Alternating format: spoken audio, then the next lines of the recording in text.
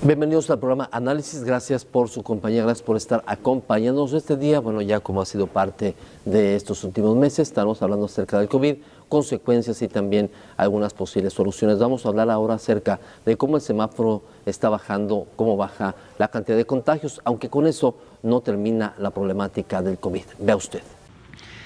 Y respecto a la coordinación, por supuesto que hay un plan. Desde que empezó la epidemia se estableció un grupo de trabajo conjunto con múltiples secretarías de Estado para los aspectos económicos. Recordar que el propio semáforo de riesgo COVID, la propia diseño e implantación de la nueva normalidad fue un trabajo conjunto de las secretarías de Economía, del Trabajo, el Instituto Mexicano del Seguro Social y la Secretaría de Salud. Y hemos diseñado todos los distintos instrumentos, incluido el propio semáforo, las actividades que derivan del semáforo, la definición de las actividades esenciales con el conjunto de estas 4 entidades, 3 secretarías y el Instituto Mexicano del Seguro Social. ¿Qué podemos recomendar respecto a actividades especiales de promoción del consumo, como es el Buen Fin? Desde luego que se atienda, que la población atienda cuál es la condición de riesgo de contagios COVID que está en su entidad federativa. Si es una entidad federativa que ha llegado eventualmente a semáforos verdes, el riesgo es bajo, no nulo, no es cero, pero es bajo. Si es una entidad que está en semáforo amarillo, en semáforo naranja, ya ninguna afortunadamente está en semáforo rojo, pues hay que tener un mayor cuidado y es una responsabilidad de las autoridades administrativas del Estado, en tanto que son autoridades sanitarias y autoridades político-administrativas, regular que el acceso o el aforo a los espacios públicos, en este caso comerciales, no se exceda lo que se recomienda en el semáforo de riesgo COVID, que es uno solo para el conjunto de la nación. Dentro de todos estos cambios, dentro de lo que estamos viviendo de la pandemia de COVID-19, también se ha dado ahora unas reformas como es con el etiquetado de productos. Ve usted también qué se opina en torno a la alimentación y cómo puede proteger para evitar enfermarnos. El etiquetado frontal que se estableció en Chile ya hace un par de años está entregando sus primeros frutos en términos de resultados ya publicados científicamente y demuestra cómo un etiquetado que se comprenda, que se entienda fácilmente en el momento de decidir la compra de uno u otro producto, permite justamente proteger la salud de las familias y de todas las personas que consumen estos productos. La gran diferencia, y eso es la ventaja que tiene hoy día México, es que los sellos, el umbral de los sellos, están basados en el perfil de nutrientes de la OPS-OMS, que no existía en el momento del etiquetado frontal en Chile. Entonces, en ese sentido, el etiquetado frontal mexicano recoge, a partir de los más avanzados conocimientos científicos, ¿no es cierto?, la identificación de cuándo debemos explicitar con un sello que un alimento tiene un exceso de calorías, un exceso de azúcar, un exceso de grasas saturadas, un exceso de grasas trans, un exceso de sodio. Y además, y eso es nuevo también en México, la presencia o no de edulcorantes. Entonces, en ese sentido, claro, México en este momento cuenta o va a contar a partir de octubre, el momento de su implementación, ya en menos de 2 semanas, ¿no es cierto?, su implementación obligatoria, por cierto, con uno de los etiquetados frontales de advertencia más modernos que existen en el mundo. Es un aliciente, insisto, lo que ilustra, lo que muestra de cara al público en México y al público global, es que existen consensos científicos de políticas que son convenientes para la salud. Hay una dependencia económica todavía en muchos países respecto a estas actividades industriales, pero eso no debería llevarnos a suponer que son menos dañinos los productos. Es un poco la historia que se ha visto claramente con el tabaco, lo acaba de decir el representante de la Organización Mundial de la Salud hace unos minutos y ya lo habíamos comentado, ninguna dosis de tabaco es saludable. Tabaco es cero, absolutamente cero.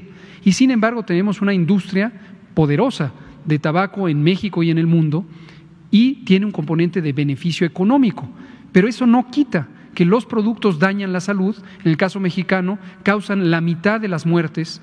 Directamente el consumo de refrescos causa 45,000 muertes, como lo hemos comentado aquí, al año, 45,000 muertes directamente asociadas por las enfermedades que derivan del consumo de bebidas azucaradas, carbonatadas y otras. Las personas consumidoras, las ciudadanas y ciudadanos, tienen el derecho de ser informados y es obligación del Estado informarles sobre su salud. Un análogo de esto que se conversó precisamente durante el proceso de normalización y lo relató aquí el subsecretario Ernesto Acevedo hace unas pocas semanas, es cuando uno va en una carretera y se encuentra con una curva peligrosa.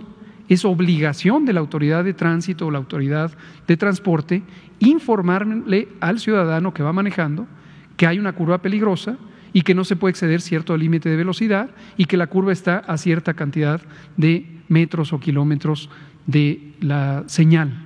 Es una obligación, nadie refuta que se le informe a los ciudadanos sobre esto. Es análogo. Aquí no tendría por qué refutarse que se le informa a la ciudadanía sobre los excedentes de ciertos productos que la ciencia ha demostrado ya por muchos años, por décadas, que son dañinos para la salud. Con el etiquetado de productos se espera que haya una mejor salud entre los mexicanos y con eso ya se tenga pues una mayor defensa para evitar enfermedades. Vamos al corte comercial, regresamos con más.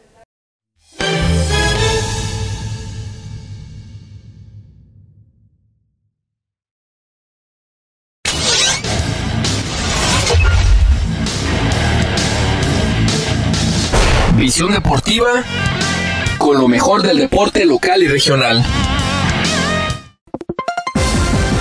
El mundo cambia a diario y es muy importante reportar el qué, cómo, cuándo, dónde y por qué. Y a donde sea que voltees, siempre hay una noticia nueva.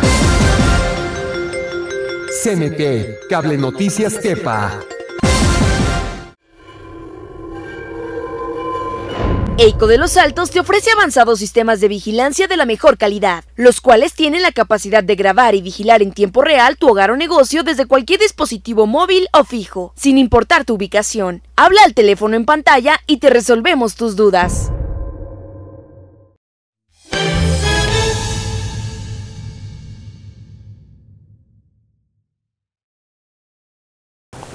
Continuamos aquí en el programa Análisis. Bueno, hablando acerca del COVID también tiene su punto alto, que hay más contagios, luego tiene que bajar y es cuando empieza la vida de las personas, el desconfinamiento, pero también desconfinamiento trae muchos riesgos a la salud.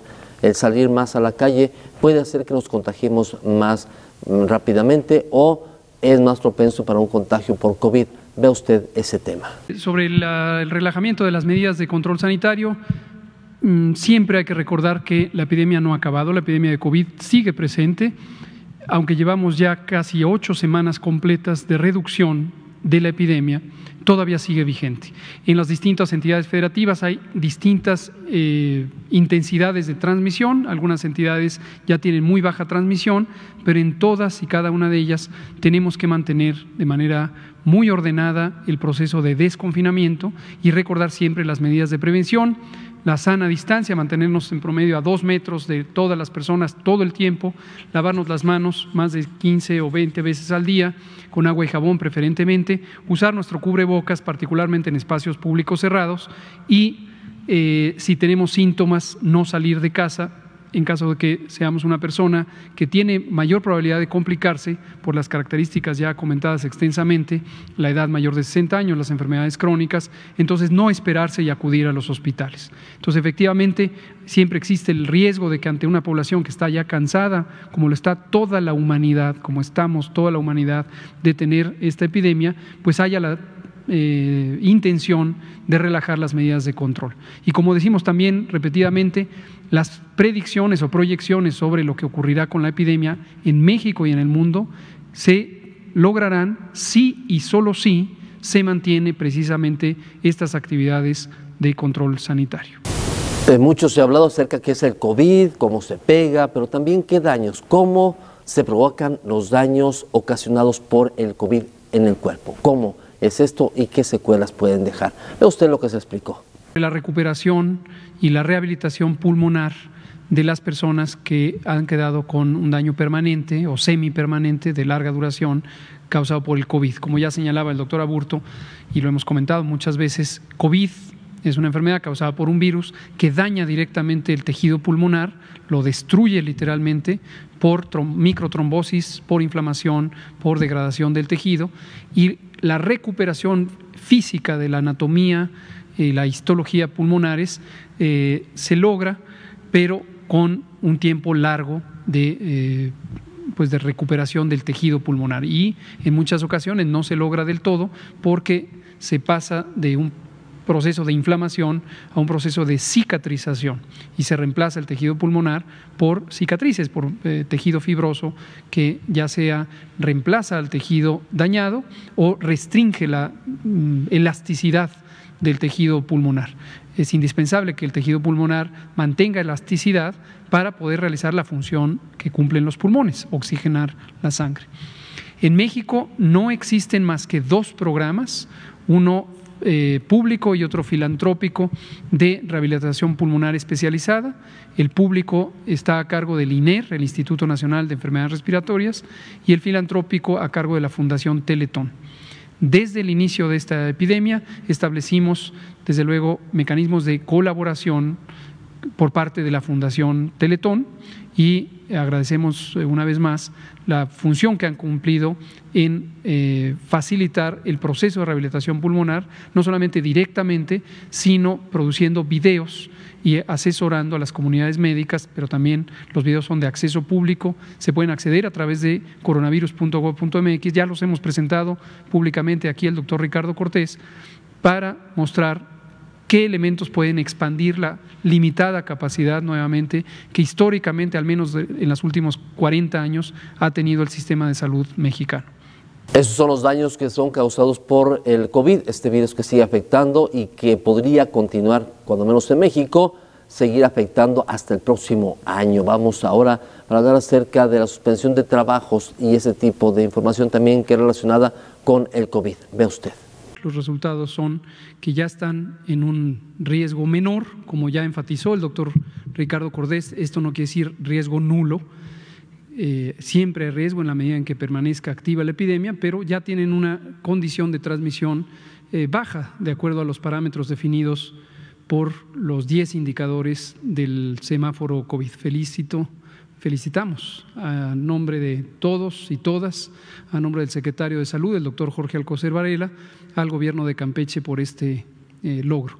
Y quisiéramos alentar al resto de las entidades federativas a seguir con ese trabajo continuo, constante, dedicado que están haciendo, cada quien con las dificultades que implica la complejidad demográfica y social de cada estado, pero para mantener la reducción. Y por supuesto, alentar a la sociedad, al conjunto de la población, a todas las ciudadanas y ciudadanos, a que identifiquen la necesidad de mantener muy ordenado el proceso de desconfinamiento, seguir todas estas recomendaciones que decimos continuamente que están en los materiales de promoción de la salud en todos los rincones del país y que cada viernes enfatiza Susana Distancia sobre cuáles son estas medidas. El caso de Campeche, primer estado que entró en semáforo amarillo, primer estado que está entrando en semáforo verde, considero que es importante mantener la prudencia. Aunque las indicaciones generales del semáforo indican que se podría empezar a considerar la apertura de los recintos escolares en semáforo verde, considero que es importante guardar la calma, mantener la prudencia, valorar cuidadosamente cuál podría ser el beneficio de abrir los recintos escolares en contraste de cuáles son los riesgos. Es apenas la primera experiencia de una entidad federativa que pasa a verde. Considero que sería más prudente esperar, no apresurar la apertura de los recintos escolares y estar seguros que la transmisión llega a un punto mínimo, porque estamos empezando la temporada de influenza y, como hemos dicho repetidamente, en el hemisferio norte la temporada de influenza empieza en octubre, termina en marzo o a veces hasta abril del año próximo, el año siguiente, y entonces sí, por un lado estamos en la condición de riesgo bajo con el semáforo verde, pero estamos a pocos días de empezar el mes de octubre. Considero que sería más prudente esperar respecto a la apertura escolar en el estado de Campeche y en general cualquier otra entidad federativa que en las próximas semanas pudiera llegar al semáforo verde. Afortunadamente hay un diálogo muy fluido entre la Secretaría de Salud, la Secretaría de Educación Pública en el nivel federal, lo hay también en las propias Secretarías de Salud y Educación en las entidades federativas. Tema interesante también. Vamos ahora al corte comercial, regresaremos con más información aquí al programa Análisis.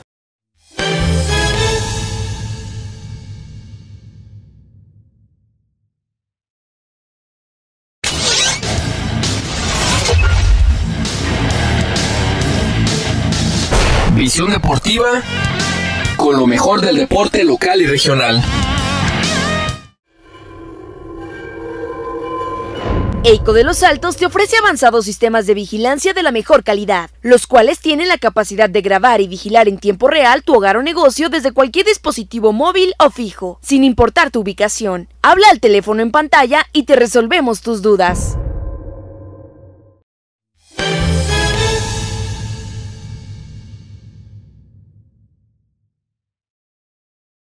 Continuamos, pues ya estamos quizá unas semanas, quizá un mes para el regreso a clases. Esto según se da a conocer a nivel nacional, aunque también hay resistencia de padres de familia para el regreso a clases. Vea ese tema también que se manejó de cómo podría darse regreso a clases y cómo todo debe tomarse con mucha prudencia.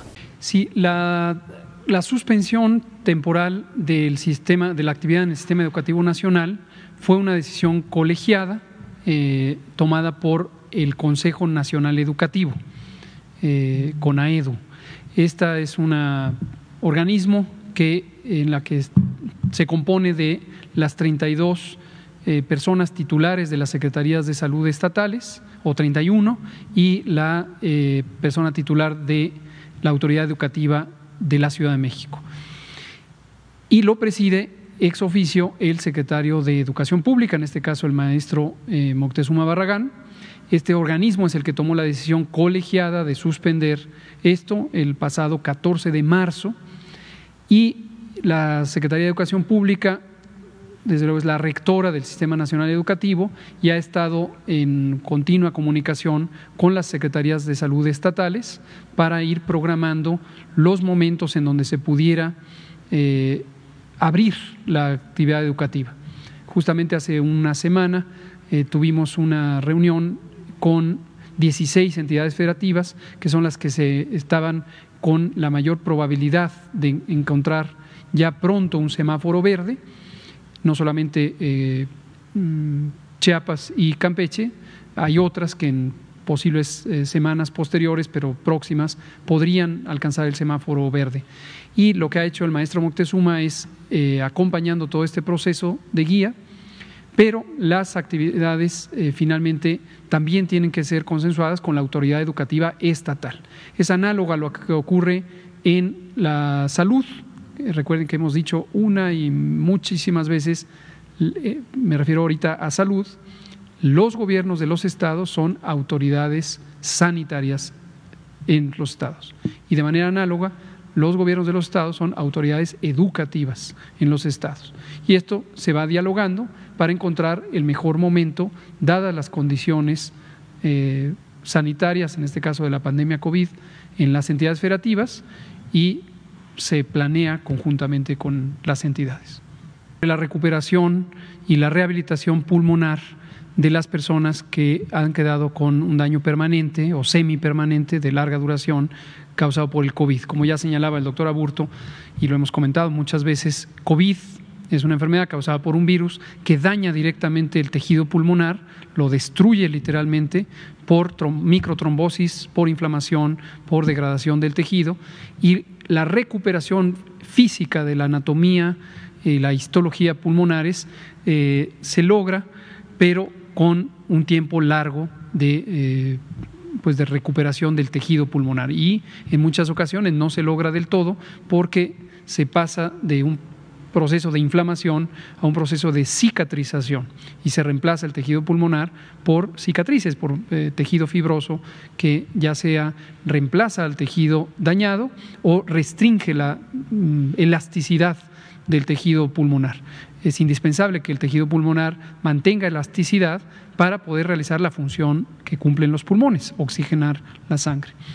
En México no existen más que 2 programas, uno público y otro filantrópico de rehabilitación pulmonar especializada. El público está a cargo del INER, el Instituto Nacional de Enfermedades Respiratorias, y el filantrópico a cargo de la Fundación Teletón. Desde el inicio de esta epidemia establecimos, desde luego, mecanismos de colaboración por parte de la Fundación Teletón y agradecemos una vez más la función que han cumplido en facilitar el proceso de rehabilitación pulmonar, no solamente directamente, sino produciendo videos y asesorando a las comunidades médicas, pero también los videos son de acceso público, se pueden acceder a través de coronavirus.gov.mx, ya los hemos presentado públicamente aquí el doctor Ricardo Cortés, para mostrar qué elementos pueden expandir la limitada capacidad nuevamente que históricamente, al menos en los últimos 40 años, ha tenido el sistema de salud mexicano. Y respecto a la coordinación, por supuesto que hay un plan. Desde que empezó la epidemia se estableció un grupo de trabajo conjunto con múltiples secretarías de Estado para los aspectos económicos. Recordar que el propio semáforo de riesgo COVID, la propia diseño e implantación de la nueva normalidad fue un trabajo conjunto de las Secretarías de Economía, del Trabajo, el Instituto Mexicano del Seguro Social y la Secretaría de Salud. Y hemos diseñado todos los distintos instrumentos, incluido el propio semáforo, las actividades que derivan del semáforo, la definición de las actividades esenciales con el conjunto de estas 4 entidades, 3 secretarías y el Instituto Mexicano del Seguro Social. ¿Qué podemos recomendar respecto a actividades especiales de promoción del consumo, como es el Buen Fin?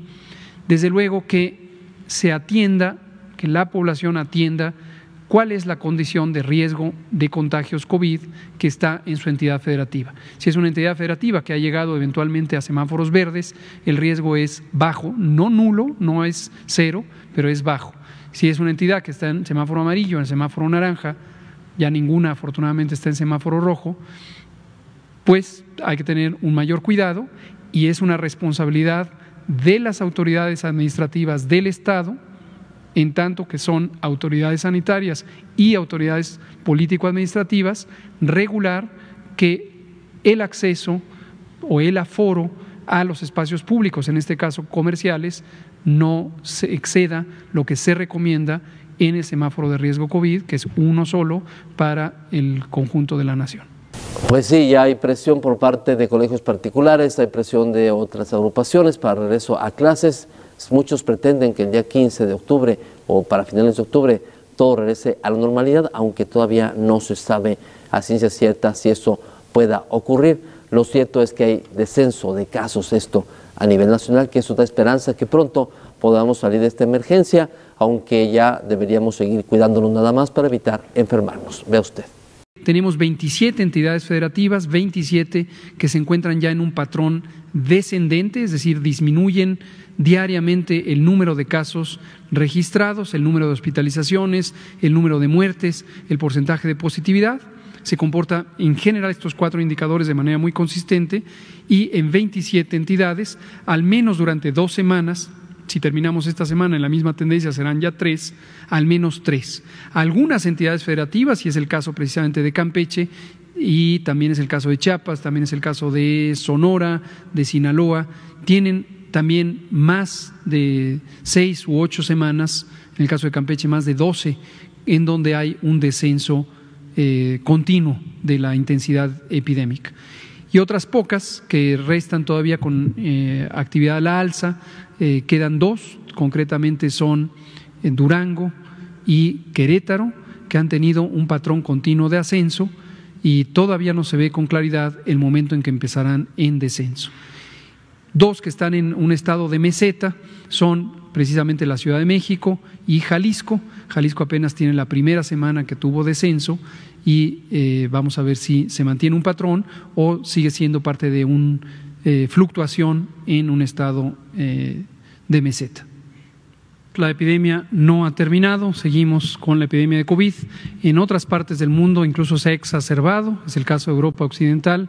La Organización Mundial de la Salud hoy insistió en que la epidemia está en difícil control en el mundo entero, porque hay otras regiones que, a diferencia de algunos países que ya estamos en una fase de descenso, están teniendo exacerbaciones. México no está exento del riesgo de un rebrote, particularmente entre octubre y marzo del próximo año, en la medida en que en el hemisferio norte habrá indiscutiblemente la temporada anual de influenza y las características tanto de transmisión como de manifestaciones clínicas del virus SARS-CoV-2 que causa COVID son semejantes al de la influenza. Son 2 virus diferentes, pero se comportan de manera parecida.